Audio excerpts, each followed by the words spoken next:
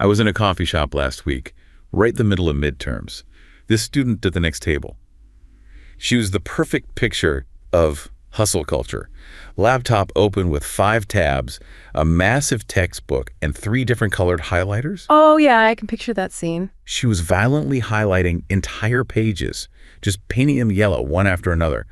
But her eyes kept flicking down to her phone, which was buzzing under her hand every 30 seconds. The classic combo. She'd scroll for a minute, sigh, look completely overwhelmed, and then go back to painting the book. She looked exhausted, and I got the distinct impression that almost nothing she was studying was actually sticking. Right, just going through the motions. It feels productive, maybe, but it isn't. It's a scene you see everywhere. And it made me think, with all our apps, our AI summaries, our endless online courses, why do so many of us still feel like we're just spinning our wheels? Yeah, like we have more tools than ever, but maybe less actual focus. Exactly.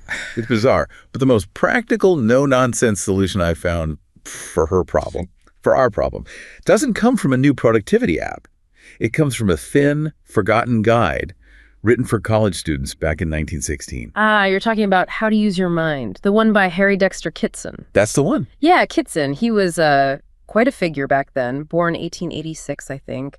A real pioneer in applied psychology, vocational guidance, places like Columbia University. He was really digging into this question of, how do we actually use our minds effectively? Mental efficiency. Right. And that's our mission for this deep dive, really. We're going to unpack Kitson's manual. The first edition was 1916, then a key update in 1921, and figure out why this, century-old advice feels so incredibly relevant now. Especially now, yeah, with the constant information overload, the distraction. Precisely. If you feel like you're just buried under emails, notifications, endless tabs, Kitson might actually have the blueprint for taking back control, for mental self-mastery.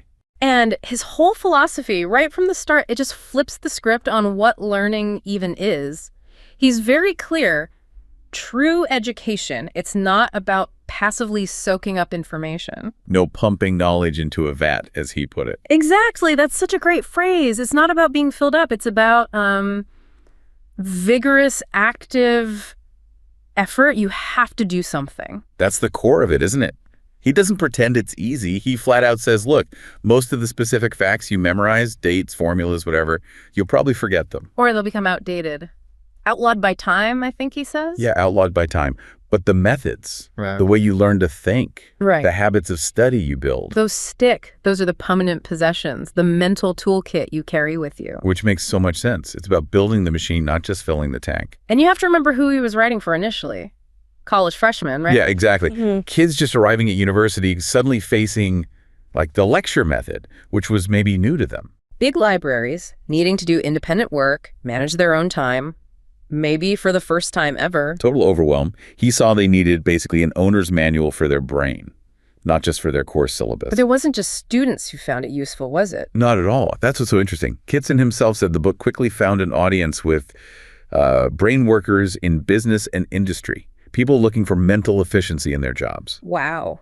So even back then, pre-internet, pre-smartphones. Pre-almost everything we associate with information overload. He was already tackling the core issues of focus, habit, and professional development. Like he saw our modern problems coming a century away. Yeah. Okay, so let's dig into the first really foundational idea, which is that studying isn't just mental, it's physical. Yes. This is crucial. He grounds everything in the physical reality of the nervous system. The mind is physical, in his view. Which sounds very modern, actually. Right. Very neuroscience-y. It really was cutting edge for 1916.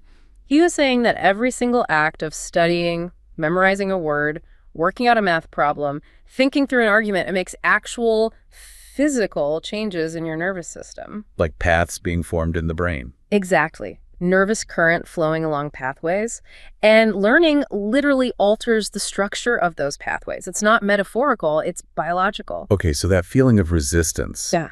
Like when you sit down to tackle something really hard and it feels like pushing a boulder uphill. Kitson has an explanation for that. He says study is hard because it involves overcoming resistance in the nervous system.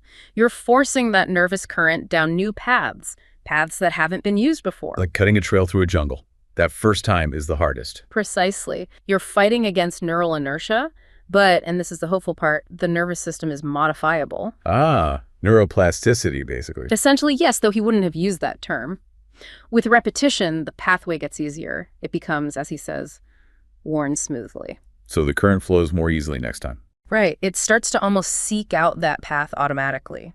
And that process, building and smoothing those pathways, making them the path of least resistance, that is habit formation. So education for Kithen is really just forming good habits. In a nutshell, yes. The disciplined process of forming desirable, efficient mental habits. Because you're going to form habits anyway, right? Might as well make them good ones. Okay, so if habits are key, how do we build the right ones? He had rules for this, didn't he? Maxims. 4 maxims for habit formation, kind of the operating system rules for your brain. Number 1, guard the pathways leading to the brain. Guard the inputs. What does that mean practically? It means being incredibly careful about what you allow to make an impression on you, what you let in. So like avoiding distractions. Yes, but more actively than that, it's about the habits of consumption. For instance, if you always rely on a pony, a translation guide, instead of struggling with original Latin yourself. You're building the habit of not struggling, of taking the easy way out. Exactly. You're carving a neural pathway that leads away from the active effort you need. You're reinforcing dependency. Wow, that hits hard today, doesn't it? It's not just about cheating on Latin homework. It's about instantly Googling an answer instead of trying to remember it. Or reflexively checking notifications instead of holding focus. You have to actively defend your attention, defend your inputs fiercely. That's maxim 1. Maxim 2 is go slowly at first. Slowly. Why slowly? Isn't speed good? Not initially. Kitson insists that the first impression is critical because it directs all the nervous currents that follow. If that first impression is careless or wrong... Like mishearing a name or mixing up a date. Exactly. If you confuse, say, 1453 with 1435 right at the start, that careless first input creates a faulty pattern, a wrong pathway. Oh man, I've totally done that. Learned a word pronounced wrong or got a basic concept backward in science class. And then you spend ages trying to fix it, right? You're battling 2 competing pathways instead of having one clear, correct one. It's hugely inefficient. So that initial slip-up causes trouble forever after, he said. You need to nail that first impression. Strive for perfection right at the start to save effort later. That's the idea. Get it right the first time. Okay, maxim 3 deals with the other end. Guard the exits. Guard the outputs. What does that mean? Movements. Yes. Watch the physical actions you take in response to ideas. Your speech, your writing, how you apply the knowledge. You need to make sure that output is the one you want to build into a habit. So practicing good form. Exactly. Good form and execution. If you're practicing, say, explaining a concept or writing code or even just summarizing an argument, do it correctly. Do it with care. Because sloppy output reinforces sloppy thinking. Right. Those movements generate their own nervous currents back to the brain. If you practice doing it poorly, you build the habit of poor performance. Okay, inputs, initial impression, outputs. Yeah. What's the 4th maxim? The 4th one is a bit sobering. Youth is the easiest time. Use it or lose it, basically. Well, not quite lose it, but Kitson emphasizes that nerve tissue is simply most easily impressed and modified when we're young.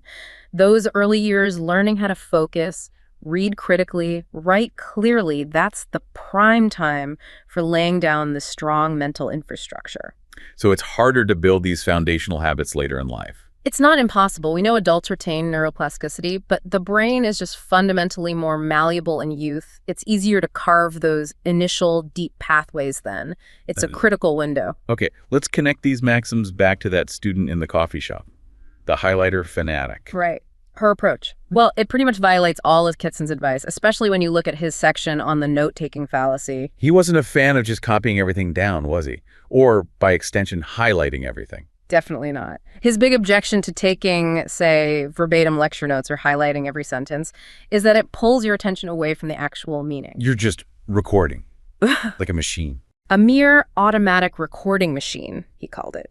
You stop comprehending because your focus is on the mechanical act of capturing the words, not processing the ideas. But students do that because they're scared they'll forget, right? They feel like they have to write it all down. That's the fear of memory he talked about. But he insists, and this is key, your mind will retain the important stuff if you force yourself to pay close attention and make logical connections while you're first encountering it. So if your hands are busy copying or highlighting, your brain isn't busy connecting and understanding, it's passive. So the goal isn't just to have a perfect record, of the text or lecture. It's what? It's securing the outline, the logical flow of the argument, the framework, the structure that holds the details together. Your notes shouldn't be a copy. They should be a summary in your own words. Because that forces you to process it, to make it your own. Exactly. Active effort. And he actually prescribed a specific technique for this, one that modern cognitive science loves. It's a form of active recall. Simple, but powerful. First, read a whole paragraph or a section. Understand it. Then, and this is the crucial bit, close the book. Close the book. No peeking. No peeking. Then you reproduce the main points, the summary, in your own words, from memory. Wow. Closing the book really sources the issue, doesn't it? It forces, as he puts it, continuous concentration of attention to an entire argument. You have to grapple with the thought, the core idea, not just the superficial words on the page. That's the mental work needed to wear those neural pathways smooth. And that whole practice, closing the book to summarize, it leads us straight into his ideas about memory itself. He didn't see memory as just one thing, like a muscle you either have or don't. Right. He broke it down into phases. 4 phases: impression, retention, recall, and recognition. And everything, absolutely everything, hinges on getting that first phase impression right. Okay, so making a good first impression on the brain. How do we do that? Clarity, he said. Clarity is paramount. You have to get a clear first impression.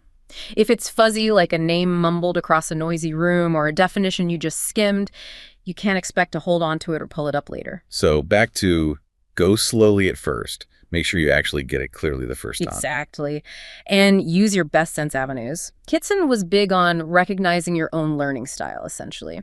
Are you primarily visual, auditory, kinesthetic learning through movement or touch? And you should lean into your strength. Yes, and compensate for your weaknesses. Say you have a poor auditory memory, you hear a name, and it goes in one ear and out the other. That's me. Kitson's advice: compensate. Ask the person to spell their name. Now you've created a visual image of the letters. You're giving your stronger visual pathway a chance to lock it in, making up for the weaker auditory one. That's so practical. Simple, but it makes sense. Yeah. What else for good impressions? You mentioned something that sounded counterintuitive. Overlearning. Ah, yes, overlearning.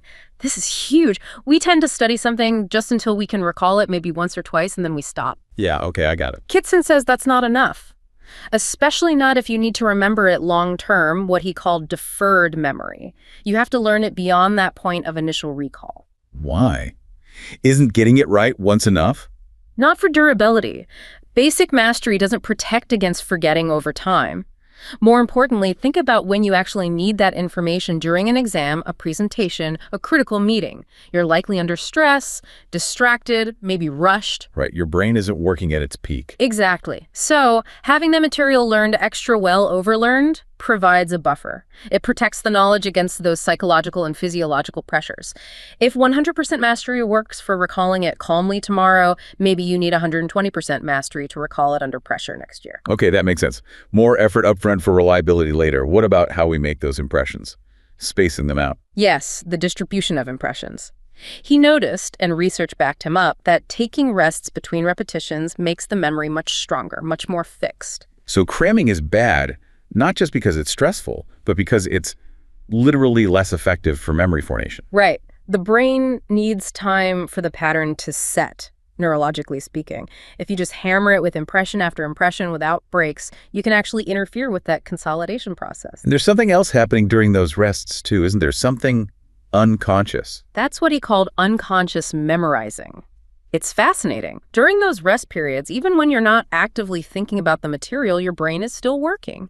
Related ideas, experiences from your day, they start to subconsciously link up with the new information. So it gets woven more deeply into your existing knowledge network. Exactly. It becomes more integrated, more firmly fixed, because it's connected to more things. This idea of the brain working in the background, that connects to his advice on how to tackle learning larger chunks of material, right? The whole versus part method. Yes. He strongly advocated for the whole method, especially for things like poems, speeches, or chapters of moderate length.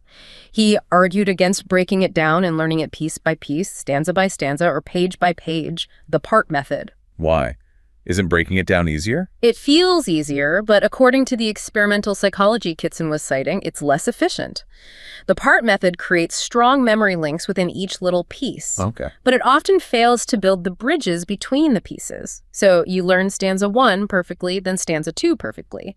But the connection from the end of stanza 1 to the beginning of stanza 2 might be weak or non-existent. So when you try to recite the whole thing, Your memory balks, as he put it. It hits a wall because that specific link was never practiced. whereas the whole method forces you to practice those transitions from the start. Right. You're always keeping the entire structure, the whole argument in mind. You're building the connections between sections as you go. It treats the material as one logical flow, which makes it easier to retrieve later. Okay, whole method. What else affects that initial impression? He mentioned intention. Yeah, the intention you bring to learning matters a lot. If you're only studying to pass the test next week with the implicit intention of forgetting it right after, That you probably will forget it right after. very likely, yes, the knowledge will just slip away. But if you make a conscious decision and intention to learn this material permanently, to really integrate it, Your brain processes it differently, more deeply. that seems to be the case. Intention acts like a cognitive commitment. It signals to your brain, this is important, store it for the long haul. It influences the depth of processing. Okay, so we've focused on getting the information in effectively the impression phase. What about getting it out? Retrieval, recall. Kitson saw recall as a distinct mental state. It's not passive, it's an active search. Sometimes it's a real struggle, right? Racking your brain for a name or a fact. Definitely. So his advice is simple. You need to prepare for recall by practicing recall constantly. Like the close the book technique. Exactly like that. He referenced another psychologist who recommended spending more than half of your memorization time actually practicing retrieval, closing the book and reciting, writing it out from memory, quizzing yourself. We spend way too much time just rereading, don't we? Passively looking at the page again. Far too much time on input, not nearly enough on forced output, on retrieval practice. That's the mental muscle that needs exercising. It's really striking how much faith Kitson had in our basic memory capacity, isn't it? He really believed we could remember things if we just used the right methods. He did, and it's amazing how modern science has backed him up on this. Clinical studies show our memory is often way better than we consciously realize. We store vast amounts of information that we can't always voluntarily pull up. But it's in there somewhere. It seems to be. Under the right conditions, hypnosis, specific cues, sometimes that information can be accessed. There's a massive body of evidence, as researchers put it. And quantitatively, do we have any idea how much we store? The numbers are pretty wild. There was a review by Landauer back in 1986. He estimated the average person acquires something like 1 billion bits of information by middle age. 1 billion bits. That sounds like a lot. It is. But here's the kicker. The brain's physical hardware, the synapses, the connections, seems capable of storing at least 1,000 times more than that. Whoa. So we have massive redundancy built in. Physiologically, yes, which strongly supports Kitson's fundamental belief back in 1916. Trust your memory capacity, we can store it. The challenge isn't storage space, it's effective encoding and, crucially, reliable retrieval. Okay, so we've got the physical basis, the memory rules. Now let's talk about actually doing the work, applying the mind. And the biggest monster for most of us today, concentration and distraction. Yeah, the eternal battle.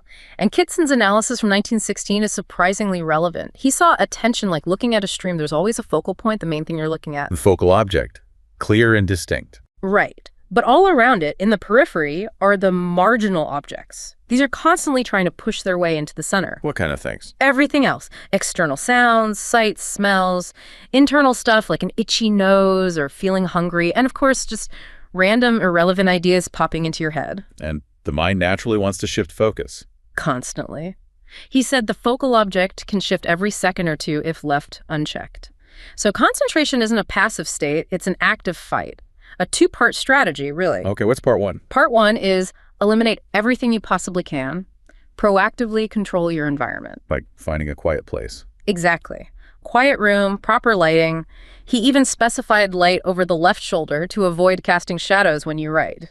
Very practical. Loose clothing, comfortable setup to minimize muscle strain. He even advised resting your eyes periodically because focusing intensely puts a huge strain on tiny eye muscles. You have to physically manage the external setup for concentration. Okay, eliminate what you can. What's part two? For the stuff you can't eliminate. Yeah. Part two is ignore the unavoidable distractions. Easier said than done. Absolutely.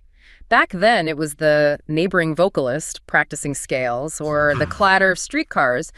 Today, it's sirens, construction noise, maybe distracting coworkers. You just have to train yourself through consistent effort, through habit, to tune them out. Okay, so manage the environment, train the focus. But what about when your attention just drifts, even in a quiet room? What causes that lapse? Kitson identified a key trigger: obscurity, when the material itself becomes unclear. What do you mean? Lapses often start not because your phone buzzed, but because you had a sentence in the textbook that's confusing, or an unfamiliar word, or an ambiguous point. And the mind just slides away because it's difficult. Exactly. The mind seeks the path of least resistance. If the material gets tough or murky, it's easier to drift off and think about lunch, or check your email, or worry about something else. Obscurity opens the door to distraction. So the fix is clarity. Radical thoroughness. Make absolutely sure you understand everything you're reading. Don't skip over confusing bits. Look up words immediately. He actually suggested college freshmen should look up, 20 words a day? Something like that, yeah. It sounds extreme, but his point was achieve perfect clarity of ideas. That discipline shuts down the mental escape route that ambiguity provides. Okay, so understand clearly.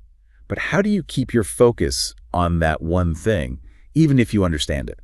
It can still get boring. Right. You can't just stare passively at it. Kitson says you have to actively manipulate the object of your attention. Manipulate it. How? You have to keep turning it over in your mind, looking at it from different angles so it appears in a slightly different light from moment to moment. So if you're learning, say, a grammar rule. Don't just repeat the rule.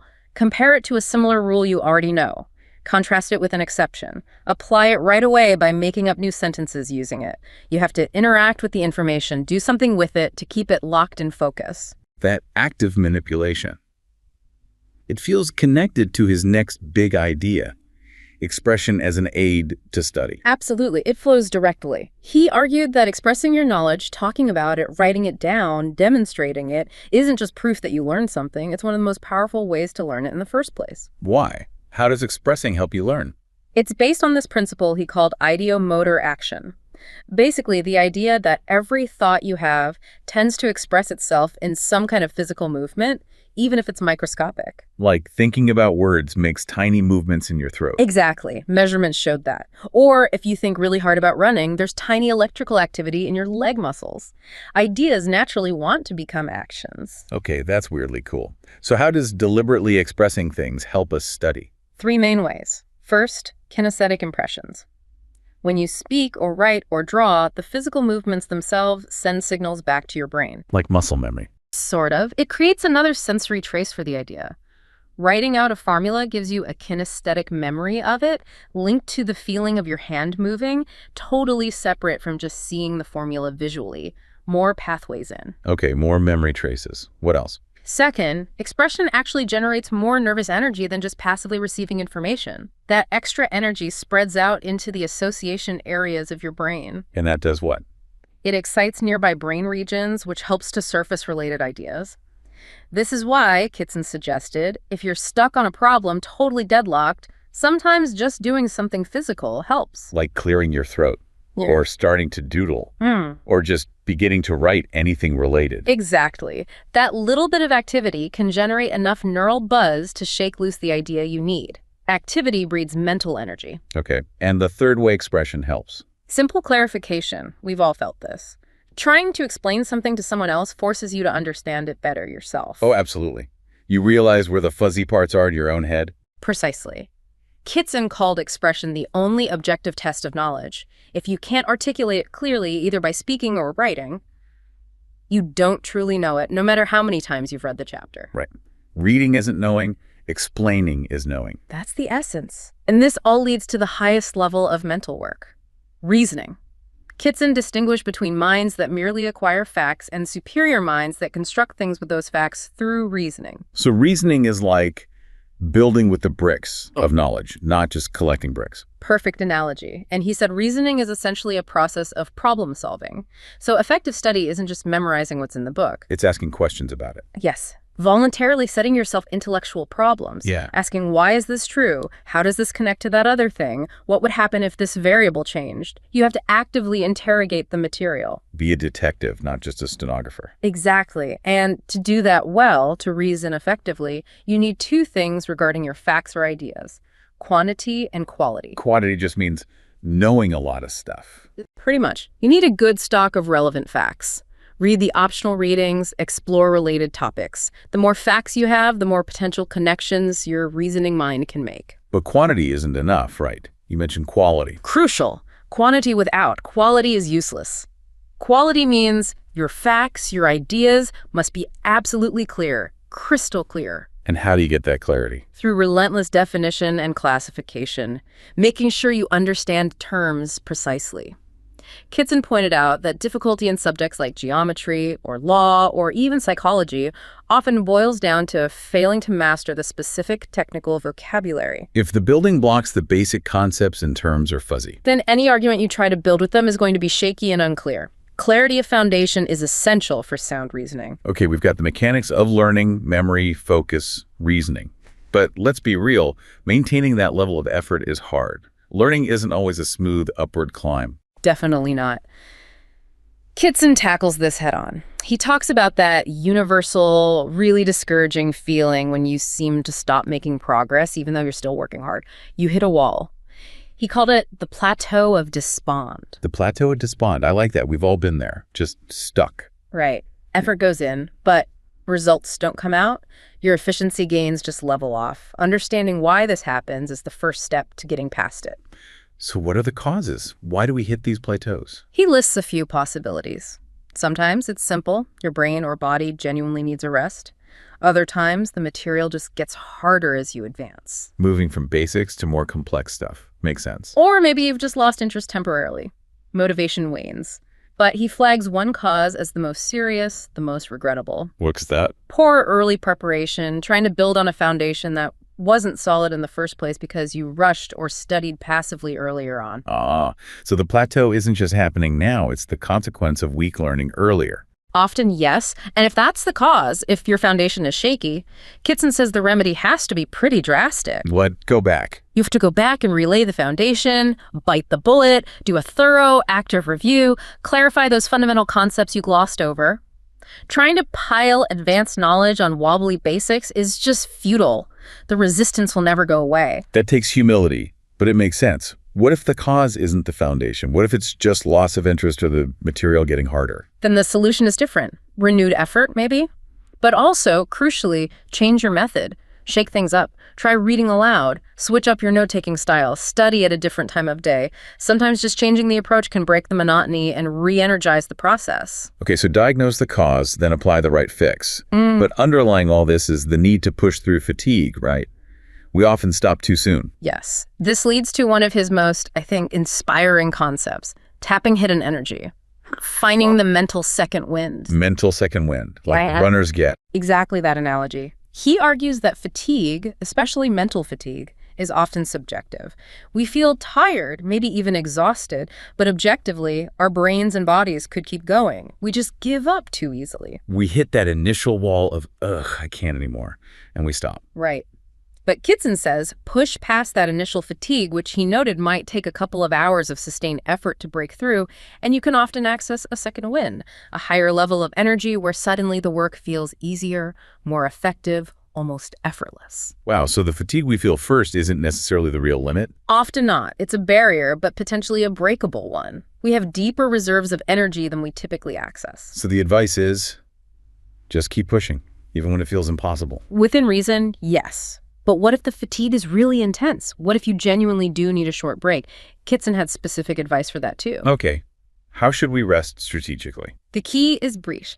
Rest for only about 10 to 15 minutes. Any longer, he warned, and you lose the warmth, the momentum you've built up. You get cold, mentally speaking. Okay, short break, And what should you do during that break? This is critical. Don't get interested in something else. Don't pick up your phone and start scrolling social media. Don't dive into a fascinating article. Don't start a deep conversation. Yeah, no. Because that redirects your mental energy completely.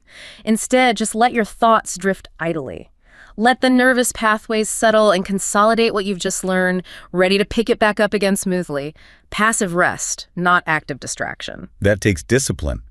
Resisting the urge to check the phone for just 10 minutes. It does. And ultimately, breaking through plateaus, finding that second wind, resting effectively. It all comes down to will. Conscious, directed effort of the will. You have to choose to persist. Yes. Cultivate the habit of resisting fatigue, of pushing through apparent obstacles. That conscious effort is what lifts you to higher levels of mental efficiency and taps into those hidden energy reserves. Okay, so we've pushed through, we've learned, we've built habits. Now, for many people comes the final hurdle. Examinations, the test. The final boss, yes. Kitson has some very practical advice here too, especially distinguishing between good and bad ways to cram. He wasn't totally against cramming then. He was absolutely against cramming if it means trying to acquire brand new information the night before. That's dangerous, ineffective for long-term memory, and violates the intention principle if you only mean to hold it until the test. Right, that's panic learning, not real learning. Exactly. However, he said cramming is not only useful, but actually indispensable as a method of review. Yes, review. How so? A final, intensive review session close to the exam does two important things. First, it provides recency of impression the information is fresh. But more importantly, it allows you to see all the different pieces of information in perspective. Ah, connecting the dots. Yes. You can suddenly see relationships between topics you learned weeks apart. You might correlate events happening simultaneously in history, science, and literature, for example. That kind of synthesis and big picture view is hard to get during the initial sequential learning. Cramming as review facilitates that perspective. Okay, so review cramming is good.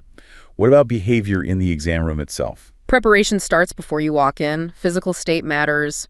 Get good sleep, be well rested, eat, but eat sparingly. You don't want a food coma. Makes sense. Then you get the paper. What's the first step? Panic. No. First step, preliminary survey. Read all the questions. Slowly, thoroughly. Why read them all first? Isn't that wasting time? No, it's strategic. Yeah. It allows the answers to questions you're not working on yet to start formulating themselves semi-consciously in the back of your mind. You're priming the pump using that unconscious retention we talked about. Letting your background processes start working on question 5 while you actively tackle question 1. Clever. Very. And then when you're actually writing, what happens if you get stuck? Just draw a total blank. Stare at the ceiling. Hope for divine intervention. Avoid that. Kitson says the secret to freeing up ideas is activity. Don't just sit there passively stuck. Keep moving, mentally and physically. What kind of activity? Jot down related keywords or ideas, even if they seem random. Start writing something connected to the topic, even if it's not the perfect answer yet. That physical act of writing, that movement, can stimulate the associative processes, just like clearing your throat could break a deadlock earlier. Channel that audiomotor action. Don't wait for inspiration. Actively try to generate it through effort. You know, looking back at all this, it really is remarkable how well Kitson's advice holds up, isn't it? A thin manual from over 100 years ago. It's astounding. Because the core challenges haven't changed. The technology is different, the volume of information is maybe higher, but the fundamental psychology. How our nervous system forms habits, how attention works and fails, how memory is built through effort, that's all the same. So that student in the coffee shop, feeling overwhelmed, highlighting frantically, checking her phone, her problem isn't really new. It's the same problem the 1916 freshman faced, just with different gadgets. Exactly. It's a crisis of attention management and effective habit formation, much more than it's a crisis of too much information or not enough tools. So what's the final takeaway here? If you want to stop spinning your wheels and actually learn effectively. It boils down to active mental reconstruction. You have to take charge. You can't just passively consume. You can't just hope knowledge gets pumped into you. You have to embrace the effort, deep attention, defining things clearly, forcing yourself to recall by closing the book. Building those vigorous, directed mental habits, day by day. Understanding that your mind, just like your body, only gets stronger through focused, challenging effort. The path to mastery isn't about finding the right app or the perfect summary. It's about rebuilding how you think, how you approach learning internally. And when you adopt those foundational habits, Kitson laid out the active attention, the structured recall, the resistance to passive consumption, you really can shift. You move from feeling like a victim of information overload, a slave or a drudge in your work, To becoming a master. Yeah. Someone who works with purpose, with focus, with real efficiency. the power to make that shift, to achieve that kind of mental mastery, it's entirely within your grasp.